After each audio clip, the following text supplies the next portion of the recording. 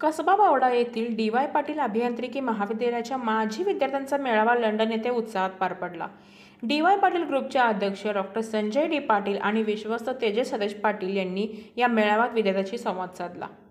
London येथील park plaza Victoria येथे झालेल्या या मेळाव्यात नोकरी तसेच व्यवसायानिमित्त लंडनमध्ये कार्यरत असलेले 45 माजी विद्यार्थी उपस्थित होते. यामध्ये विविध कंपन्यांमध्ये कार्यरत असणारे तसेच इंग्लंड शासनात विविध पदावर असणारे माजी विद्यार्थी यांचा समावेश होता. यावेळी माजी विद्यार्थ्यांनी महाविद्यालयातील आठवणींना उजाळा दिला.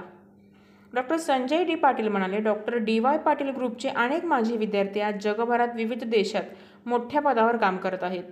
याचे समाधान वाटते.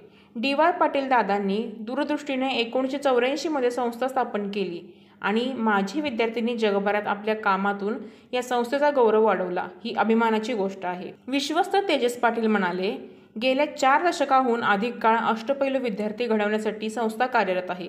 या पुढील काळातही माजी विद्यार्थी व संस्था यांच्यातील हे नाते दृढ करण्यासाठी विविध उपक्रम राबवले जातील. यावेळी चेतन ओझा, मेनका भारद्वाज, ऋषिकेश देशपांडे, संदीप पाटील, निकेत साबळे, अल्ताफ जसनाईक, प्रीती रणभिसे, ऋतुजा पाटील, सूरज पाटील या माजी विद्यार्थ्यांनी संस्थेबद्दल कृतज्ञता व्यक्त केली.